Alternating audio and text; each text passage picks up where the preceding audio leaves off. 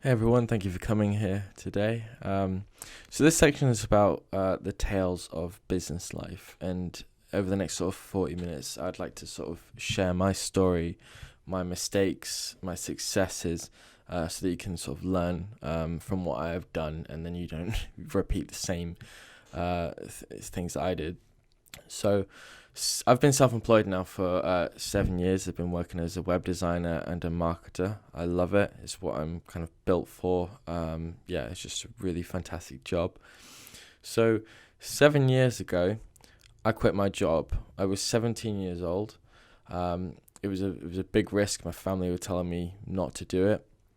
But I was living in a house share at that time, and the cost of living was very low. So it's very low risk for me to actually quit my job. And the job at the time was working at an electronic components company.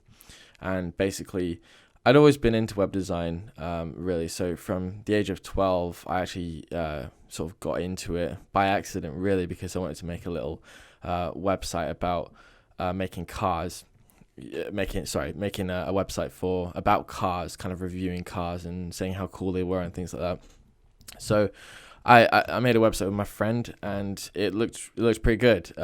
If I looked back at it now, I'd probably see so many problems with it. That tends to be the case with work that we look back on originally. But yeah, so I basically got a knack for web design at that point and wanted to learn more about it as well. So I over time I'd been doing web design, on and off, and when I was working at that electronic components company, sort of around 16, 17, I started doing sort of freelance work on the website peopleperhour.com, and slowly started to get a few more clients, or just one-off web design jobs anyway, and I ended up I did work experience when I was 11 years old, essentially, with a sort of IT company, and I did a website for them, and they knew who someone else who ran a web design company, so they started giving me work, that web design company, and eventually I was doing work whilst I was at this electronic components company. So I was doing work on the side. So yeah, I was doing work on the side. So I was up very late at night, working. So I was up till sort of 1 o'clock in the morning. I had to be at work for sort of half 8 in the morning, as well. And I ended up sort of falling asleep at my desk because I really only had about 5 hours of sleep, and it wasn't sustainable for me at that point. And I was only on about I was actually an apprentice at that time, just finished my apprenticeship. So I was on about sort of 650 a month, so not a lot of money really. And then I finished my apprenticeship at the electronic components company, and then was on about 850 per month. And so it was okay money, but I needed to be able to I wanted to do more, essentially, with my life, and I knew that I could live off 650. So that's what excuse me, that's what I knew I could live off. So I had to make a decision that I had to either bin off the web design or stay comfortable and be in my current job. So naturally, web design was always my sort of calling. So eventually I got my boss down, had a chat with him, and these were guys who took me to London for Christmas trips, and took me down first class on the train. I stayed in a lovely hotel near the London Eye as well. They got me very drunk, which is great. So yeah, it was quite hard to kind of walk away from all of that. So I got my boss down, had a word with him. He was like a second father to me as well. So I basically just said I need to be doing web design, but this is my notice, essentially. So on sort of June the 7th, 2012, I believe it was, that was my last day working at that electronic components company. And so let me just find my notes here.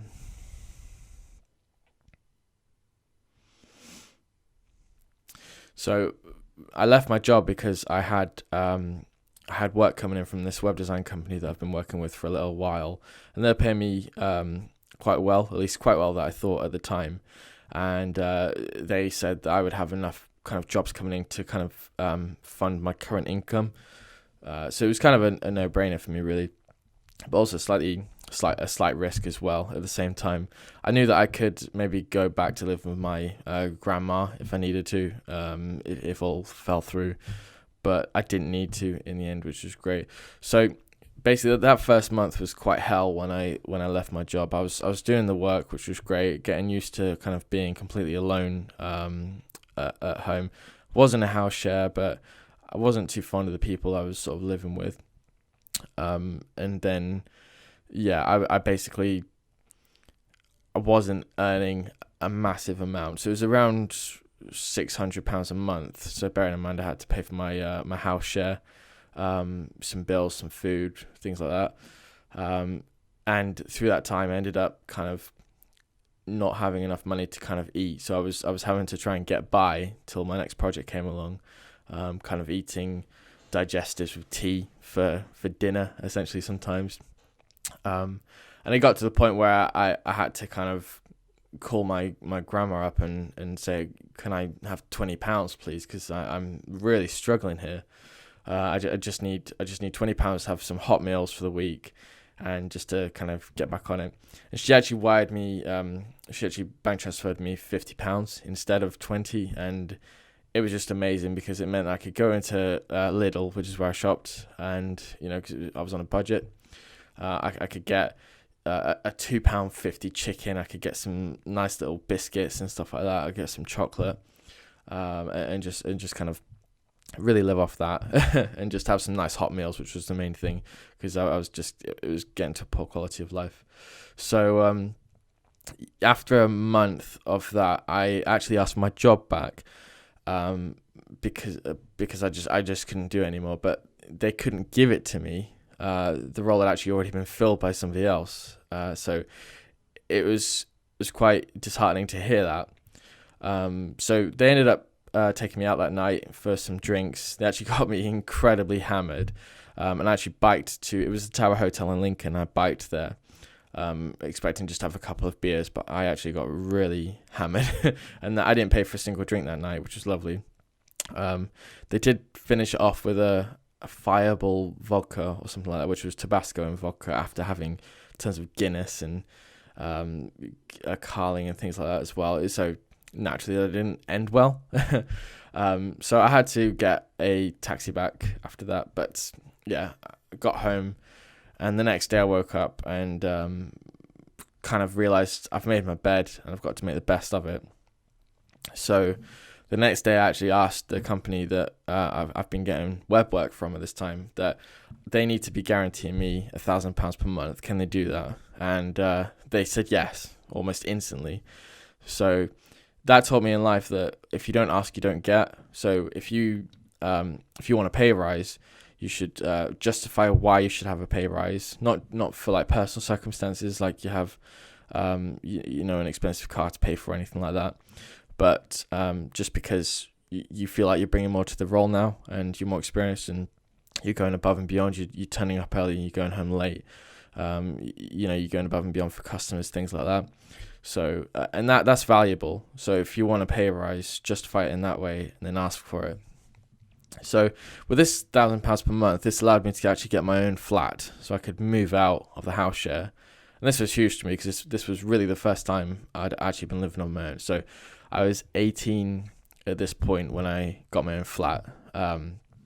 So that was sort of later in the year. It was about November 2012, I think it was. So over the course of the next few years, I continued to finish my HNC in business here at Lincoln College. And then I actually, throughout that time, I was doing my sort of web design work. I was living in my flat, kind of enjoying myself a little bit. I was doing my HNC here. Some topics, some segments in my course were marketing, and so throughout that, I knew quite a lot about websites and marketing at that point. So my teacher just asked me to step up in front of the class and tell everyone what I knew about it. So I'm not actually too much of a stranger to public speaking. I don't really get nervous with it, which I'm happy about. But yeah, I was stood up in front of the class, told everyone what I sort of knew with websites, and basically said that, well, it's stuff I'll cover later on because I'm doing another section later on, but stuff like, no matter how much marketing you do, if your website isn't good enough, there's no point doing any marketing because you're just going to be throwing money down the drain. So I was saying stuff like that during sort of those years as well, and did great on my HNC, which was fantastic. It was HNC in business, and basically throughout that time, after finishing my HNC and continuing to work with the web design company, my income actually doubled. So I went from 1,000 to 2,000 a month, which was fantastic. It meant I could do more as well. So I went from this sort of apprentice to ending up on quite a reasonable amount of income per month. And I'd always been highly ambitious, so this was actually a lovely kind of progression for me, which was great. But over time, I actually ended up, I wanted more out of my life, but I didn't really quite know how to get it. So at this point, I'd moved back into my grandma's, learned to drive, and then got a house of my own after that. So I built up some savings, got a house of my own. It was a really nice house in Louth, actually. And I was kind of there on my own, working, and my work kind of suffered because I was just kind of alone and doing the work, and I didn't really know how to get more beyond my income and to become more successful. And then I ended up taking my income for granted, and I felt like I was on a sort of treadmill. So, you're running but not really going anywhere. So yeah, at this point, I basically only had a couple of clients of my own, but I continued to work for this web design company, and I felt like I didn't lack enough confidence to get more clients, which kind of stifled me. So I was in this kind of state of limbo, and yeah, just a guy who hadn't really been on this kind of level of income for some time, hadn't been on this level of income for a while, and then just wanted more out of life. So one day I was on YouTube, and I stumbled across a video of a guy in America who's a millionaire. He owns his own jet, he drives a Rolls Royce, and he spoke of how he was a drug addict. He couldn't even pay $225 for his apartment each month. He was always late paying as well. But one day he shifted his addiction from drugs to his actual job. And that was after getting out of rehab on the 28th day, actually, because his insurance ran out.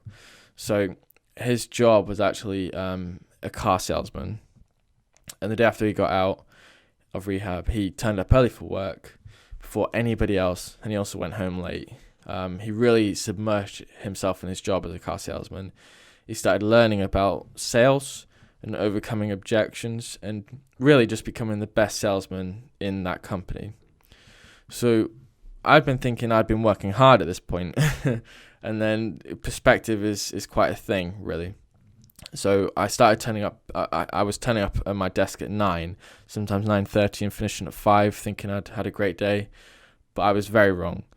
So I started listening to this guy's books on Audible. So before I went to sleep, when I was driving, taking my dog for a walk, because at this point I'd been with my now fiance for a year, and we have a Dalmatian together now. We had a Dalmatian together. We still have a Dalmatian. But I used to go for sort of half-hour walks every morning and have this guy's audiobooks on in my ears.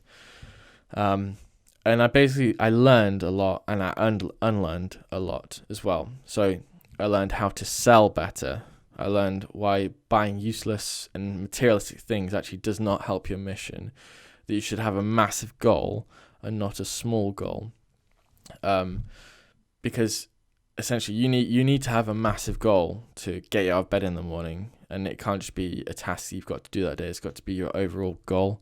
So I basically I found out that my goal really is to run away from, or keep as far away from scarcity as possible, because I didn't want to go back to living off digestives and tea for dinner. And I've grown up in a sort of scarcity household, where you couldn't really have, kind of luxurious items, I would say, such as, the latest games all the time. That was more of a sort of birthdays and Christmas thing, and I think everybody was maybe like that. But yeah, it was just a sort of scarcity kind of household, so you couldn't get nice things quite regularly, and I always wanted more instead of that. So instead of having to wait for things, I wanted to get things now, and I knew that money was the way to get that. So that kind of drove me to become quite entrepreneurial as well, because I wanted to kind of have the control over money to then be able to do what I want with it, and to kind of live the life that I want, because money does enable you to do that. It doesn't necessarily make you happy, but it does enable you to be happy as well, by giving you things and unlocking doors for you and things like that. So yeah, throughout sort of listening to this guy's material, I discovered that just because I left school and I left college, it doesn't mean I should stop learning. I should be constantly improving myself and trying to be better and better. So I read books constantly. Just the other day I finished The 1% Rule, which is a fantastic book. So it's all right having these big goals, but you kind of need to, the days where you're not doing fantastically well, the 1% Rule will tell you that you've moved the needle today, and that's all that matters. Because if you move the needle every day for 365 days, then in a year's time you'll be far more ahead than what you were if you didn't move the needle every day. So it's a great book. I really recommend that you read that. So after sort of 2 years of committing myself, after listening to this guy's books, so I was waking up at 5 or 5:30 every day. That took a while to get to that. Having a dog helped as well. I even told my girlfriend to pour water on me to get me out of bed if I didn't get out of bed, and that helped, because it did happen a couple of times. After 2 years, I actually doubled my income again. I paid off my debt. I bought an engagement ring. We've been on holiday, and we've done more. So my business has really given me a better life and far more security than I could ever imagine, really. So the reason why I'm here is not so I can talk about myself, it's to share my mistakes that I've made with you, so you don't make them and you can get to where you want to be faster.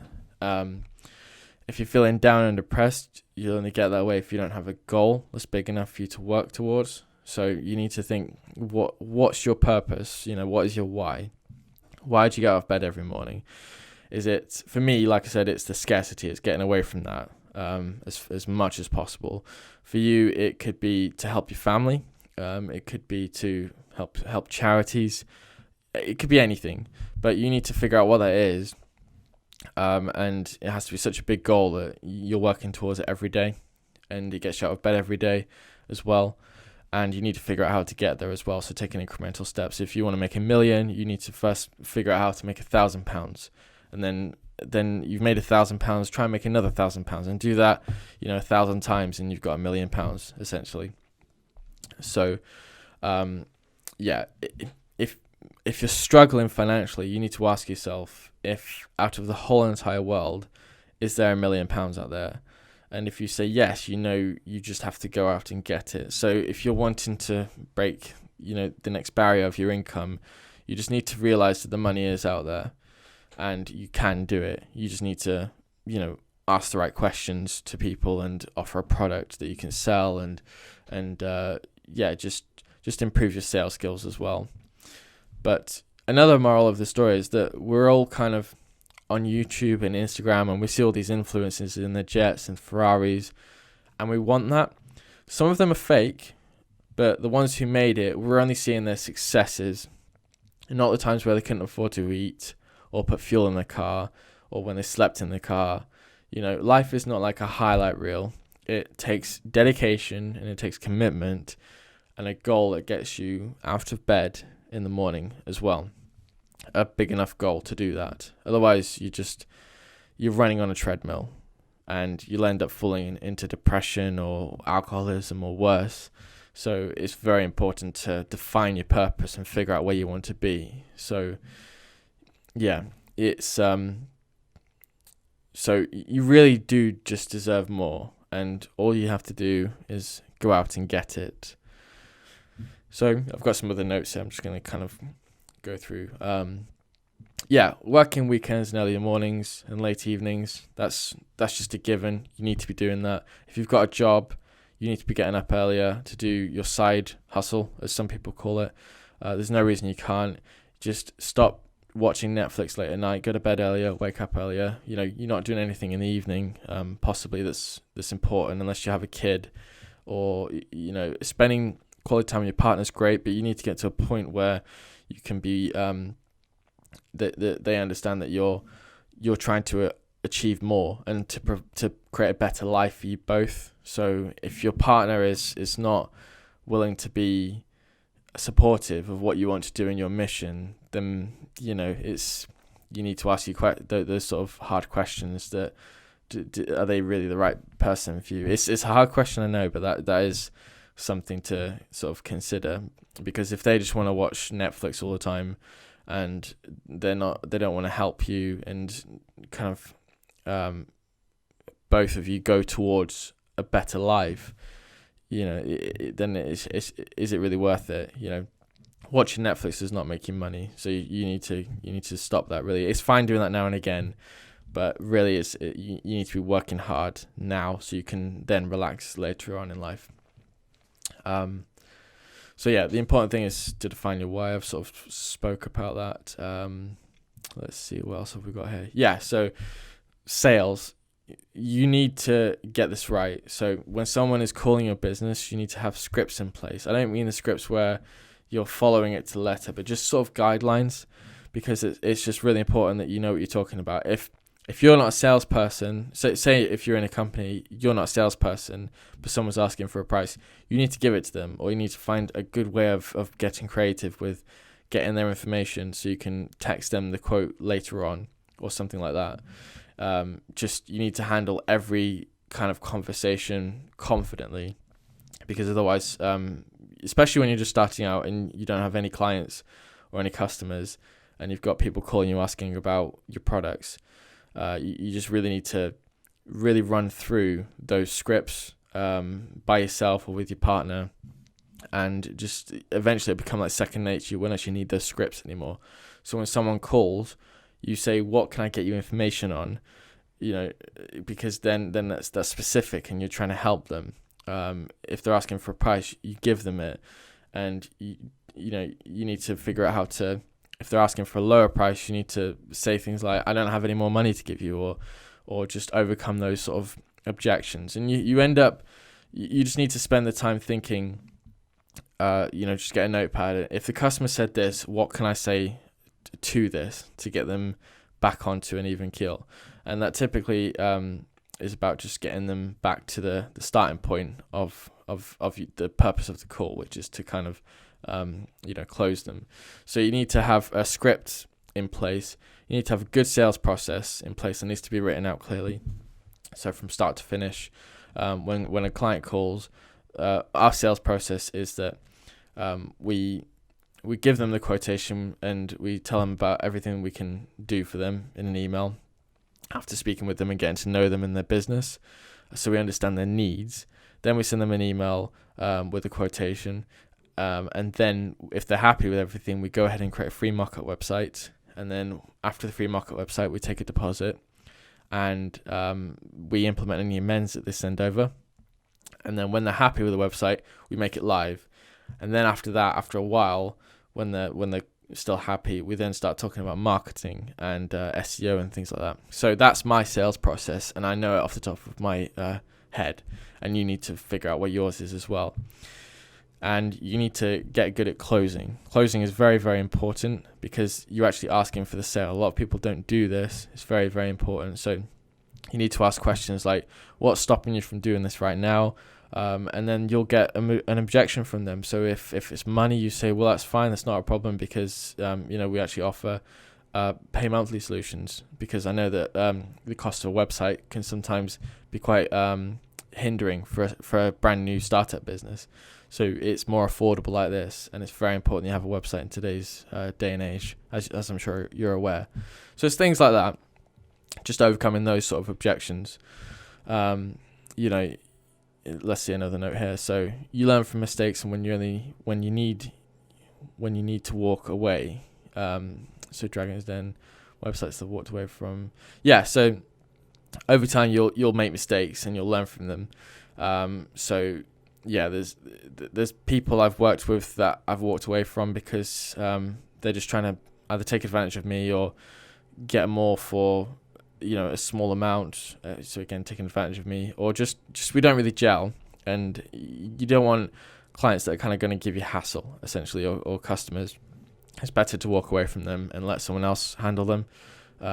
You especially after you've developed a little while. In the beginning maybe you put up with that, but when you've got a sort of business going, there's really no need. You should be taking crap from your clients essentially.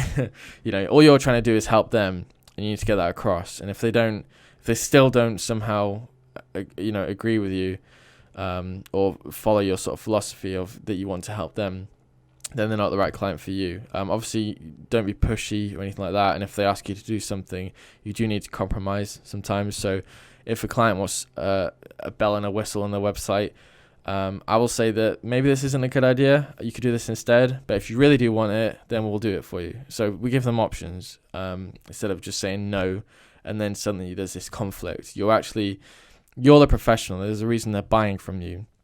And if they're buying from you, you need to give them their value for money. So if they say they want this, you need to tell them why. So you said this originally. Otherwise, in a year's time, they'll say, well, we did this on the website, but it's stifled our sales, and you didn't tell me this would be a bad thing. And it's something you're culpable. So you need to really be confident in your expertise and advise people against doing stuff, or do it or give them the option to do it anyway if they really want to implement something in your product. So yeah, sorry about that. So building awareness is also really important. Obscurity is not a good thing, and marketing is what gets people to your door and through your website. So the sales is where people are convinced to buy from you. So you need a good website. You need to be using Facebook and Google Ads, YouTube, even LinkedIn as well. It really depends. I'll cover sort of social media later on, but yeah, you need to be utilizing marketing very heavily. You need to be spending at least 15% of your yearly turnover on marketing as well. It's just so important. And then if you get the sales right, you've got a smooth process from them finding you to them buying from you. And the post-sales sort of aspect of it is very important as well. So if they ask you to do something on the website, for instance, in my case, it gets done immediately or on the same day, at least anyway. So that's very important, because then they've paid you the money and they feel that they're not being betrayed by you. So you've got their money and now they've been cast aside. If you do that, they just won't refer you to other people and they won't give you good reviews. Okay, let's look at some other notes here. Yeah, don't be around negative people that bring you down. There's an analogy, and it actually does happen in real life, is with crabs in a bucket. If you see a bucket full of crabs, if you see a crab trying to get out, the other crabs will just bring it back down, and negative people are a lot like that.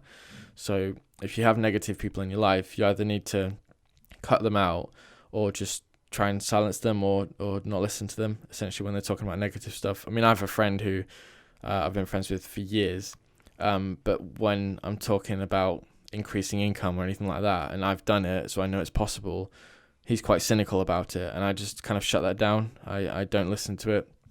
I let him kind of voice his opinions, but it just doesn't influence my thinking, and you need to be kind of bulletproof with your thinking.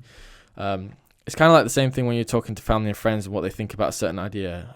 If they probably will not be supportive of it, but you need to go ahead and sort of do it anyway and see what happens, because otherwise you're just letting people sort of stifle you before you've even tried. So it's very important to just trust your gut in what you're doing as well. Another kind of tidbit from me is debt is good as long as you don't spend it on junk. That's something I touched on earlier. You can use credit cards to buy sort of stock and sell it on. That's great because you're getting your money back and more, But you really just need to be frugal and take all of your money and put it back into your business. Again, specifically the marketing. Again, we'll talk about social media in a bit. That's such an important aspect of a business, though. Let's see.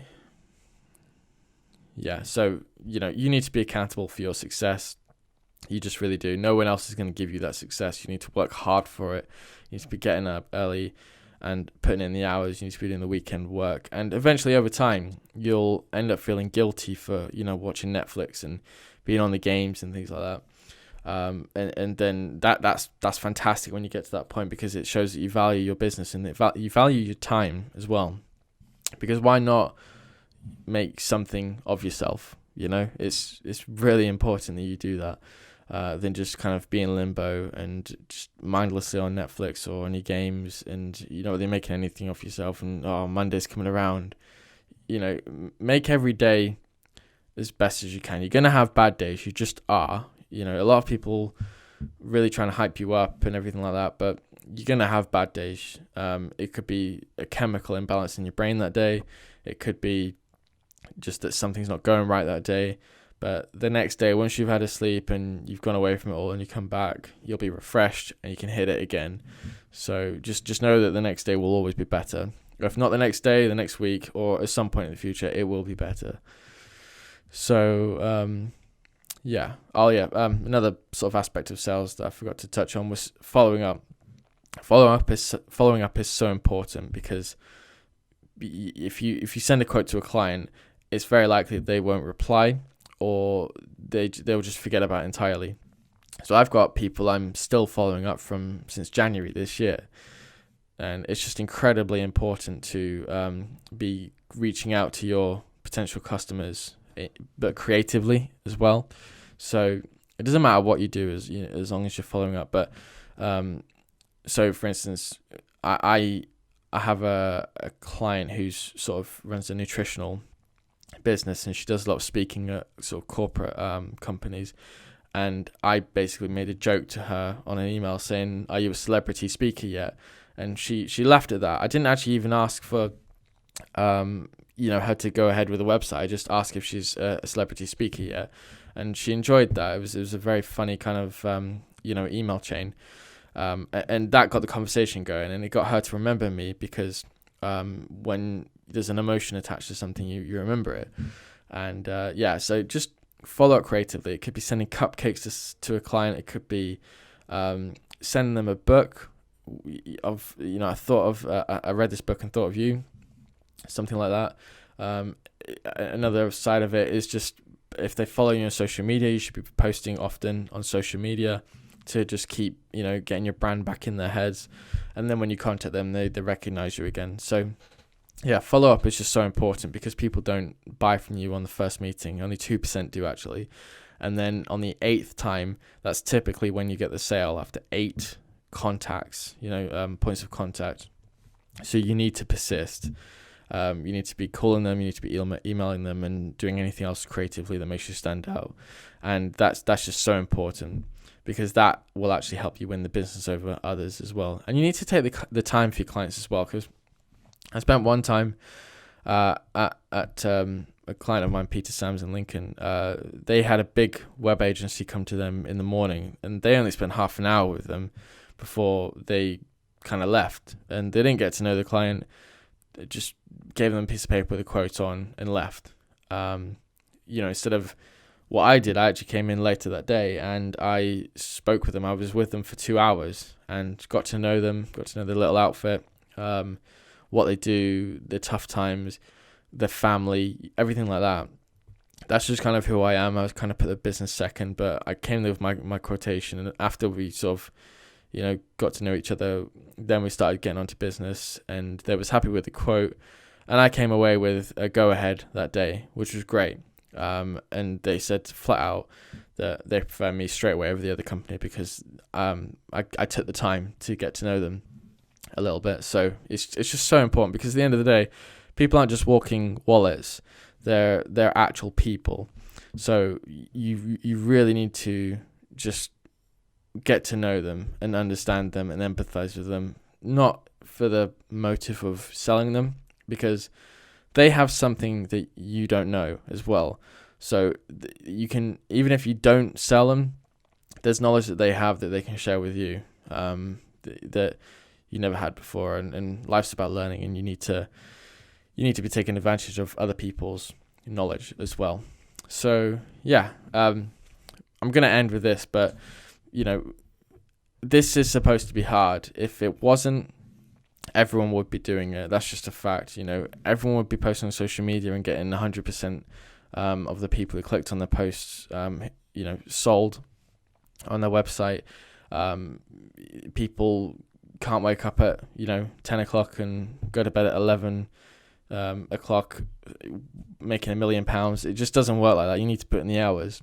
There are a few who manage to make millions in the space of a few hours, but ultimately they're just it took them 12 years or longer or something like that to become an overnight success. It's just, you have to put in the graft to be successful, but most importantly, you should be working smart as well. So if you need to outsource something, then do it. Just your time is very valuable, and you need to be using it wisely as well. So yeah, basically, I hope you enjoyed that. That's just my story anyway, and my sort of everything that I've learned, and I hope that you kind of go away and use that or don't. Yeah, but if you have any sort of questions or comments, let me know. But otherwise, just have a great one really, and just keep pushing forward with your business. Again, you're gonna have bad days, but if you need any advice, or if you have any questions about your business, or what can you be doing better with your social media or your website, just let me know in the comments, and I'll reach out to you. Okay, but yeah, my name's been Jake Simmons from Develop Marketing, and yeah, I look forward to hearing from you soon. Thank you. Bye.